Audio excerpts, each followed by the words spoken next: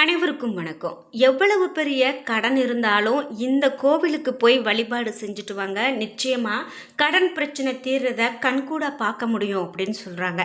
முக்கியமா திருமண தடை இருக்கிறவங்க, குழந்தை பாக்கியம் இல்லை அப்படின்னு சொல்றவங்க, கல்வியில சிறந்து விளங்கணும் அப்படின்னு இறைவனை பிரார்த்தனை செய்யறவங்க இந்த கோவிலுக்கு ஒரு முறை போயிட்டு வாங்க. நிச்சயமா உங்களுக்கு இந்த கடன் பிரச்சனையெல்லாம் தீரும் அப்படின்னும், அது மட்டும் இல்லாம நல்ல ஒரு செல்வ செழிப்போடு வாழ முடியும் அப்படிங்கிறதுக்கு நிறைய உதாரணங்கள் இந்த கோவிலுக்கு வந்தவங்களால சொல்லப்படுது. குறிப்பிட்டு இங்கே வந்து பிரார்த்தனை செஞ்சு இங்கே அந்த பிரார்த்தனை வேண்டுகோள்கள்லாம் நிறைவேறிய பிறகு இறைவனுக்கும் அம்மனுக்கும் திருமுழுக்காட்டு செய்து புத்தாடை அணிவித்து சிறப்பு பூஜைகள் செய்து நேர்த்திக்கடன் செலுத்துகிறாங்க. முக்கியமாக இந்த கோவிலில் படிக்காசு அப்படிங்கிற ஒரு விஷயம் இருக்குது. இந்த படிக்காசு அப்படின்னா என்ன, இது எதுக்காக கொடுக்கப்பட்டது, இதனால் இன்றைக்கும் இந்த கோவிலில் என்ன மாதிரியான ஆச்சரியங்கள்லாம் நடந்துட்டுருக்கு அப்படிங்கிற ஒரு அற்புதமான தகவல்களை நான் இந்த வீடியோ முழுக்க சொல்லியிருக்கேன். ஸ்கிப் பண்ணாமல் பாருங்கள். இந்த மாதிரியான பழமையான ரொம்பவே ஒரு வித்தியாசமான பின்னணி கொண்ட கோவில்களை பற்றி நம்ம பார்க்கும்போது தான் நம்ம தமிழகத்தில் எவ்வளவு பெரிய ஆச்சரியங்களும் அதிசயங்களும் தாங்கிய கோவில்களும் கடவுள்களுடைய வழிபாடும் இருக்குது அப்படிங்கிறத நம்மளால் தெரிஞ்சுக்க முடியும்.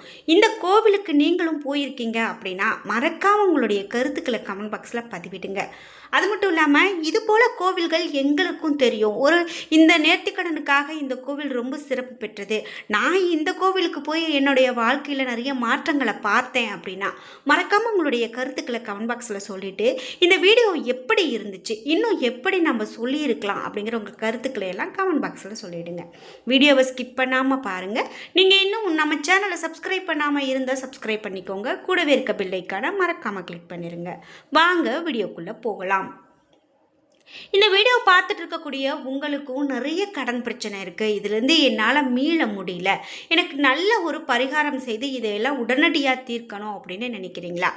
நான் இந்த வீடியோக்கு கீழே டிஸ்கிரிப்ஷனில் வராகியம்மன் ஜோதிட நிலையம் அப்படின்னு சொல்லி ஒரு ஜோதிடருடைய எண் கொடுத்துருக்கேன். இந்த எண்ணுக்கு தொடர்பு கொண்டு பேசி பாருங்கள். உங்களுக்கு சரியான பரிகாரத்தாலம் எது, நீங்கள் எந்த மாதிரியான வழிபாடுகளை செய்யணும், பில்லி சூனியம் ஏவல் இந்த மாதிரி எதனாலேயாவது சூழப்பட்டிருக்கீங்களா, இது எல்லாத்திற்கும் உங்களுக்கு சரியான பதில் கொடுப்பாங்க. நிச்சயமா உங்க பிரச்சனைகளை தீர்க்க முடியும். சம்பந்தரும் திருநாவுக்கரசரும் பல தலங்களை தரிசிச்சுட்டு இந்த கோவிலுக்கு வந்து சில காலம் தங்கி இருந்தாங்களாம். அப்போது பஞ்சம் ஏற்பட்டிருக்கு. இருவரும் வந்து இந்த கடவுளை வந்து வழிபாடு செய்திருக்காங்க. அப்போது பணிந்து வழிபாடு செய்து பஞ்சம் போகணும் அப்படின்னு சொல்லி சம்பந்தரும் திருநாவுக்கரசரும் நாவுக்கரசர் வந்து பாட்டு பாடியிருக்காங்க. பாட்டு பாடி இவரை வேண்டியிருக்காங்க இந்த இறைவனை. இருவருடைய கனவிலும் தோன்றிய இந்த ஈசன் தினமும் ஒரு பொற்காசு தருவதாக அடியார்களுடைய பசி தீர்க்கும்படியும் சொல்றாரு. அதன்படி கிழக்கு பிடத்தில் இருக்கக்கூடிய காசை சம்பந்தருக்கும் மேற்கு பிடத்தில் இருக்கக்கூடிய காசை திருநாவுக்கரசருக்கும் எடுத்து அடியார்கள்கிட்ட கொடுத்து அவர்களுடைய பசியை போக்கினாராம். இப்போதும் இங்கு வந்து படிக்காசு அப்படின்னு இதை சொல்றாங்க. படிக்காசு பீடம் இன்னைக்கும் இருக்கு. இங்கு இருக்கக்கூடிய விநாயகர் படிக்காசு விநாயகர் அப்படின்னு அழைக்கப்படுறாரு. இங்கு சிற்ப வேலைப்பாடுகள் நிறைந்த பிரம்மாண்டமான வௌவால் நந்தி மண்டபமும் இருக்கிறத பார்க்க முடியும். அது மட்டும் இல்லாமல் சஷ்டிய பூர்த்தி அப்படின்னு சொல்லக்கூடிய திருமணங்கள் இங்கு நடத்தப்படுகிறதையும் நம்மளால் பார்க்க முடியுது. இந்த மாதிரி ஒரு வித்தியாசமான ஒரு பின்னணி கொண்டிருக்கக்கூடிய இந்த கோவில் எங்கே இருக்கிறது அப்படின்னு பார்த்தீங்கன்னா திருவிழிநாதர் அப்படின்னு சொல்கிறாங்க. திருவிழி மிழலை விழிநாதர் அப்படின்னு சொல்கிறாங்க. திருவிழி மிழலை விழிநாதர் இந்த கோவில் எங்கே இருக்குது அப்படின்னு பார்த்தீங்கன்னா திருவிழி மிழலை ஊர் பேர் திருவாரூர் மாவட்டம் அப்படின்னு சொல்லலாம். இந்த விழிநாதேஸ்வரர் அப்படின்னு அழைக்கப்படுறாரு. அதே போல் இங்கு வந்து உற்சவர் வந்து கல்யாண சுந்தரர். மிழலை அப்படின்னு சொல்லக்கூடிய ஒரு திருவாரூர் மாவட்டத்தில் தான் இந்த கோவில் இருக்குது. இந்த கோவில் அப்படின்னு பார்த்தீங்கன்னா திருவிழி மிழலை அப்படின்னு சொல்லக்கூடிய பெயரோடு விளங்குது. கிபி 7ஆம் நூற்றாண்டு தேவாரம் இந்த ஊரினுடைய சிவனை போற்றுகிறது அப்படின்னு சொல்லலாம். இந்த ஊரில் பஞ்ச நிலவிய காலத்தில் தான் அப்பரும் சுந்தரரும் பாடியிருக்காங்க அப்படின்னு பார்த்தோம். குறிப்பிட்டு இந்த சிவபெருமான் சுயம்புவாக தோன்றியவர் அப்படிங்கிறது ஒரு முக்கியமான தகவலாக சொல்லலாம். நாம் பார்க்கக்கூடிய அரிய கோவில்களில் இந்த கோவிலும் ஒன்று. முக்கியமாக இந்த பெருமிழலை குறும்பர் அப்படின்னு சொல்லக்கூடிய பரமயோகி இந்த மிழலை நாட்டுக்கு குறும்பூரில் வாழ்ந்து வந்தாராம். குறும்பூர் இந்த காலத்தில் திருக்குறுக்கை பள்ளி அப்படிங்கிற பெயரோடு விளங்குது. நாட்பெருங்குறவர் அப்படின்னு போற்றப்படக்கூடியவர்களில் ஒருவரான சுந்தரமூர்த்தி நாயனாரே தெய்வமாக கொண்டு வாழ்ந்தவர். அப்பூத்தி அடிகளார் அப்பர் பெருமானை தெய்வமாக கருதிய போது இது விழி என்னும் தமிழ் பெயர் நேத்திரம் என்று வடமொழி ஆக்கம் பெற்று இங்கு இருக்கக்கூடிய இறைவன் பெயர் அமைந்திருக்கிறது. இதனால தான் திருவிழி மிழலை அப்படின்னு சொல்கிறாங்க. திருவிழி மிழலை அப்படின்னு மாறி இருக்கு இந்த பெயர். இந்த கோவிலுக்கு நீங்கள் போயிருக்கீங்க அப்படின்னா மறக்காமல் உங்களுடைய கருத்துக்களை கமெண்ட் பாக்ஸில் பதிவிடுங்க. சரி, இந்த கோவிலுடைய இன்னும் சிறப்பான தகவல்கள்லாம் என்ன அப்படின்னு நம்ம பார்க்கலாம். இங்கே இருக்கக்கூடிய சிவபெருமான் சுயம்பு மூர்த்தியாக அருள்பாலிக்கிறாரு. இங்கு பாதாள நந்தி ஒன்று இருக்குங்க. இது மட்டும் இல்லாமல் முழு கோவிலே நந்திக்கு மேலே அமைந்திருக்கிறது போல இருக்கும். இங்கே இருக்கக்கூடிய இறைவன் காசி யாத்திரைக்கு கிளம்பும் மாப்பிள்ளை கோலத்தில் அருள்பாலிக்கிறதால மாப்பிள்ளை சுவாமி அப்படின்னும் அழைக்கப்படுறாரு. இங்கு மகா மண்டபம் திருமண மண்டபம் போல பந்தல் காலோடு காட்சியளிக்கும். இந்தியாவில் வேறு எங்கும் இல்லாத சிறப்பு இந்த கோவிலில் பார்க்க முடியும். அதே போல் கொடிமரம் அருகில் சிவலிங்கம் அமைந்திருக்கிறதையும் இன்னொரு சிற்பம் இங்கு சிற்ப வேலைப்பாடுகள் நிறைந்து பிரம்மாண்ட வவ்வால் நந்தி மண்டபம் இருக்கிறதையும் நம்மளால் பார்க்க முடியும். இந்த கோவில் காலை 6 மணி முதல் 12 மணி வரையிலும் மாலை 4 மணி முதல் இரவு 8 மணி வரையிலும் திறந்திருக்கும். அருள்மிகு வீழிநாதேஸ்வரர் கோவில் திருவிழிமிழலை திருவாரூர் மாவட்டம். இந்த கோவிலில் ஒரு மிகப்பெரும் குளம் ஒன்று இருக்குங்க. மிகப்பெரிய கோவில், அதே போல் குளமும் மிகப்பெரியது இருக்கும்.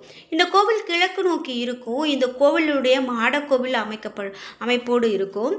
தெற்கு பிரகாரத்தில் தல விநாயகர், அவருக்கு தான் படிக்காசு விநாயகர் அப்படின்னு சொல்கிறாங்க. அது மட்டும் இல்லாமல் இந்த கோவிலில் திருமண தடை இருக்கிறவங்க, குழந்தை பாக்கியம் இல்லைன்னு சொல்கிறவங்கலாம் அதிகமான பேர் வந்து வழிபாடு செய்கிறத பார்க்க முடியும். நாம் முன்பு பார்த்தது போல் சுவாமி அம்பாளுக்கு அபிஷேகம் செய்து வஸ்திரம் அணிவித்து நேர்த்திக்கடனை செலுத்துவாங்க. அதே போல் இந்த தல பெருமையாக என்ன சொல்கிறாங்க அப்படின்னு பார்த்தீங்கன்னா, கார்த்தியாயன் அப்படின்னு சொல்லக்கூடிய முனிவர் தனக்கு குழந்தை வரம் வேண்டும்னு மனைவி கூட கடும் தவம் புரிந்து வந்திருக்காங்க. இந்த தவத்துக்கு மெச்சிய பார்வதி அந்த முனிவருக்கு மகளாக பிறந்தாங்களாம்.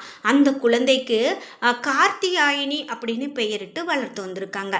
பெண்ணுக்கு திருமண வயது வந்ததும் இறைவனே கார்த்தியாயினியை திருமணம் செய்து கொள்ள வேண்டும் அப்படின்னு வேண்டினாங்களாம். முனிவருடைய வேண்டுகோளுக்கு இணங்க இங்கு சித்திரை மாதம் மகம் நட்சத்திரத்தில் இந்த தலம் எழுந்தருளி இந்த தல அம்மனை திருமணம் செய்தாங்களாம். அப்போது முனிவர் என்றென்றும் இதே திருமண கோலத்தில் இந்த தலத்தில் அனைவருக்கும் அருள்பாலிக்க வேண்டும் அப்படின்னு வேண்டிக்கிட்டாராம். அதன்படியே இறைவன் மூலஸ்தானத்திலேயே திருமண கோலத்தில் அருள்பாலிக்கிறாரு. ஒரு காலத்தில் இந்த தலம் முழுவதும் வீழி அப்படின்னு சொல்லக்கூடிய சந்தனம், செண்பகம், பலா, விழா ஆகிய மரங்கள் அடங்கிய காடுகளாக இருந்ததாம். மிழலை குறும்பர் அப்படின்னு சொல்லக்கூடிய வேடுவர் இந்த தல இறைவன் மேலே கொண்ட அன்பினால தினமும் விளாங்கனிய நெய்வேத்தியமாக படைத்து வழிபட்டு வந்திருக்காங்க. இறைவன் அவருடைய அன்பிற்கு இறங்கி அஷ்டமா சித்திகளை வழங்கினாராம். வேடுவரால் நிவேதனம் செய்யப்பட்ட விளாங்கனி வீழிநாதனுடைய பாதத்தில் இன்னைக்கும் காட்சியளிக்கிறத பார்க்க முடியும். இதனால் இந்த தலம் திருவிழி மிழலை என்று அழைக்கப்பட்டது. அதனால தான் நாம் திருவிழி மிழலை அப்படின்னு சொல்கிறோம். அதுவே மிக பெரும் சிறப்பு.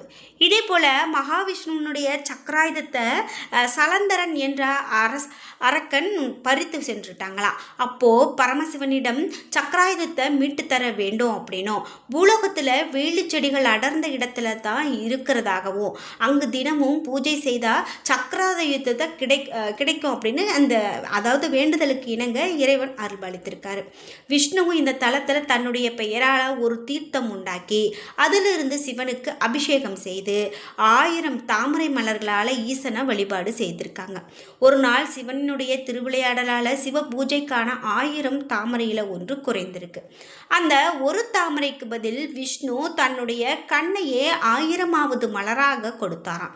இதனால தான் கோவில்களில் கண்மலர் காணிக்கை தரக்கூடிய பழக்கமும் உருவானதான். இந்த பூஜைக்கு மகிழ்ந்த சிவபெருமான் சலந்தரனை வதம் செய்து சக்கராயுதத்தை கொடுத்தருளினாராம். விஷ்ணு சிவனுக்கு பூஜை செய்த கண்மலர் இன்றைக்கும் நம்ம சிவனுடைய பாதத்தில் பார்க்க முடியும் அப்படின்னு சொல்கிறாங்க. முக்கியமாக அதிசயத்தின் அடிப்படையில் சிவன் சுயம்பு மூர்த்தியாக அருள்பாலிக்கிறார் அப்படின்னு சொல்லலாம். என்ன நண்பர்களே, நாம் இன்னைக்கு ஒரு அதிசயமான கோவில் பற்றி பார்த்து தெரிஞ்சுக்கிட்டோம். முக்கியமாக திருவிழிவிழிநாதர் கோவில் பற்றியே தெரிஞ்சுக்கிட்டோம். இங்கே போய் நம்ம வழிபாடு செஞ்சோம் அப்படின்னா கடன் பிரச்சனைகள் தீரும், வறுமையில் இருந்து மீள முடியும் அப்படின்னு சொல்கிறாங்க. முடிந்த வரைக்கும் நீங்களும் ஒரு முறையாவது போக வேண்டிய கோவிலில் இந்த கோவிலுக்கு போயிட்டு வாங்க.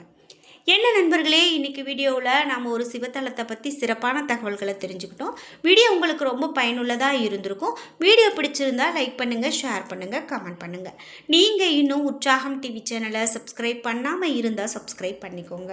கூடவே இருக்க பெல்லைக்கான மறக்காமல் கிளிக் பண்ணிடுங்க. நன்றி வியூவர்ஸ்.